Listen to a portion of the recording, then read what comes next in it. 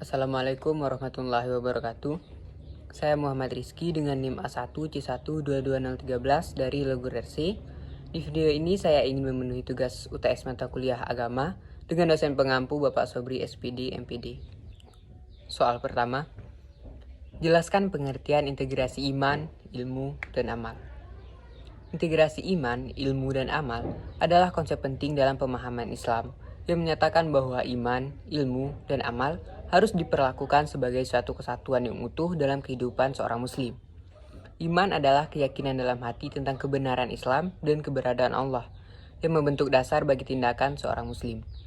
Ilmu adalah pengetahuan tentang Islam dan dunia, termasuk ilmu pengetahuan dan keterampilan praktis, yang dapat membantu seseorang memperkuat imannya dan memahami ajaran Islam dengan lebih baik.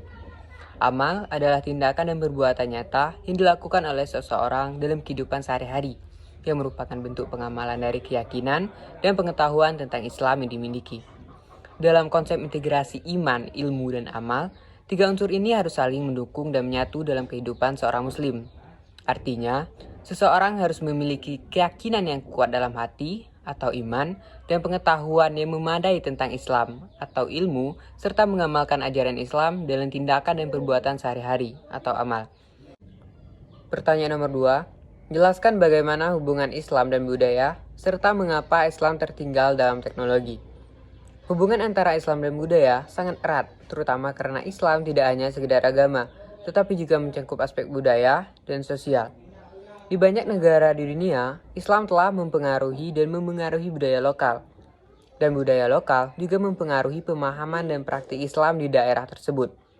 Sebagai contoh, dalam budaya Arab, Islam memiliki pengaruh yang kuat dan mencakup banyak aspek kehidupan sehari-hari, seperti pakaian tradisional, seni, dan arsitektur. Di sisi lain, Islam di Indonesia dipengaruhi oleh budaya lokal, seperti kesenian wayang, batik, dan adat istiadat dalam upacara pernikahan dan kematian. Kemudian, mengapa Islam tertinggal dalam teknologi? Beberapa faktor yang mempengaruhi ketertinggalan perkembangan teknologi dalam dunia Islam. Yang pertama yaitu keterbelakangan pendidikan. Pendidikan yang kurang berkualitas dan tidak merata dalam dunia Islam selama beberapa abad menyebabkan keterlambatan dalam pengembangan ilmu pengetahuan dan teknologi. Hal ini terkait dengan kondisi sosial ekonomi dan politik di masa lalu yang membuat sulitnya pengembangan lembaga pendidikan dan kurikulum yang berbasis pada sains dan teknologi. Kemudian faktor yang kedua yaitu peperangan dan konflik. Peperangan dan konflik di beberapa daerah Islam selama beberapa abad, termasuk perang salib dan penjajahan, telah menghambat perkembangan teknologi sains. Konflik ini mengalihkan sumber daya dan perhatian dari pengembangan ilmu pengetahuan dan teknologi ke upaya pertahanan dan pemulihan wilayah yang dirampas. Kemudian faktor yang ketiga yaitu dominasi dan pengaruh asing. Selama masa penjajahan dan kolonialisasi, banyak negara-negara Islam kehilangan kemerdekaannya dan kekuasaannya, sehingga mengurangi kemampuan mereka untuk mengembangkan sains dan teknologi sendiri. Selain itu, pengaruh asing juga menghambat perkembangan sains dan teknologi dalam beberapa kasus, karena ide-ide baru dan teknologi asing tidak selalu cocok dengan nilai-nilai dan praktik kebudayaan setempat. Pertanyaan ketiga, jelaskan secara singkat bagaimana konsep Islam dalam kesejahteraan umat atau masyarakat madani. Konsep Islam dalam kesejahteraan umat atau masyarakat madani adalah gagasan bahwa Islam sebagai agama tidak hanya memberikan pedoman dalam urusan keagamaan, tetapi juga memberikan konsep yang komprehensif tentang bagaimana membentuk masyarakat yang adil, makmur, dan harmonis di dalam dunia yang terus berubah. Konsep masyarakat madani di dalam Islam didasarkan pada prinsip-prinsip yang terkandung dalam Al-Quran dan hadis, yang menekankan pada nilai-nilai seperti keadilan, toleransi, persaudaraan, kesederhanaan, dan kepedulian sosial.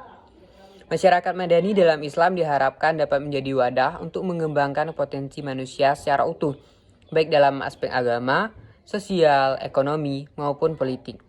Dalam masyarakat madani, individu dihargai sebagai bagian dari kesatuan sosial yang lebih besar dan bertanggung jawab atas kesejahteraan dan kemajuan bersama. Oleh karena itu, di dalam masyarakat madani, setiap individu memiliki hak dan kewajiban yang sama dalam membangun masyarakat yang lebih baik. Jadi, secara keseluruhan, konsep Islam dalam kesejahteraan umat atau masyarakat madani merupakan sebuah konsep komprehensif, di mana Islam memberikan pedoman dan nilai-nilai untuk membentuk masyarakat yang adil, makmur, dan harmonis di dalam dunia yang terus berkembang. Pertanyaan keempat, menurut Anda, sudah sejalankah Islam dan kebangsaan di Indonesia? Menurut saya, Islam telah sejalan dengan kebangsaan di Indonesia. Hal ini karena Islam telah menjadi bagian integral dari kehidupan masyarakat Indonesia sebagai suatu bangsa. Sejak abad ke-16, Islam telah memainkan peran penting dalam membentuk identitas Indonesia. Dalam banyak aspek, Islam telah membentuk karakteristik dan kebangsaan Indonesia, seperti toleransi, gotong royong, dan solidaritas. Islam juga telah membentuk budaya politik dan sosial di Indonesia. Islam memiliki prinsip-prinsip yang mendorong perdamaian, persatuan, dan keadilan yang sesuai dengan nilai-nilai kebangsaan Indonesia. Sebagai contoh, konsep ukhuwah Islamiyah atau persaudaraan Islam dapat dilihat sebagai prinsip yang mendorong persatuan dan kerjasama antar warga negara Indonesia. Selain itu, banyak tokoh Islam di Indonesia telah memainkan peran penting dalam gerakan kemerdekaan Indonesia. Mereka berjuang untuk kemerdekaan Indonesia dan memperjuangkan nilai-nilai kebangsaan yang sesuai dengan prinsip-prinsip Islam, seperti keadilan, persatuan, dan kemerdekaan. Oleh karena itu, Islam dan kebangsaan Indonesia saling terkait dan sejalan, dan telah membentuk karakteristik kebangsaan Indonesia yang unik. Pertanyaan kelima, jelaskan pendapat singkat Anda pentingnya seorang Muslim mempelajari agamanya. Menurut saya, penting bagi seorang Muslim untuk mempelajari agamanya, karena agama Islam menjadi pedoman hidup bagi umat Muslim dalam menjalani kehidupan di dunia. Pemahaman yang benar dan mendalam tentang ajaran Islam akan membantu seseorang Muslim memperoleh kebahagiaan di dunia dan di akhirat. Dalam mempelajari agamanya, seorang Muslim akan memahami ajaran-ajaran Islam tentang akidah, syariah, akhlak, dan muamalah.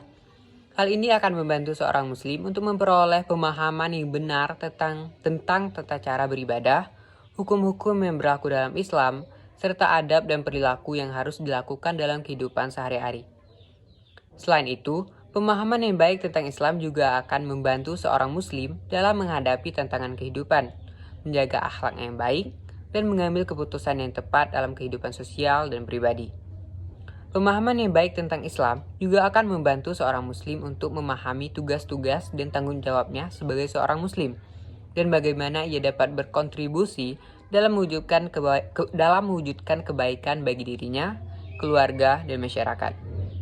Oleh karena itu, penting bagi seorang Muslim untuk mempelajari agamanya, baik melalui mandiri maupun bimbingan dari ulama atau tokoh-tokoh agama.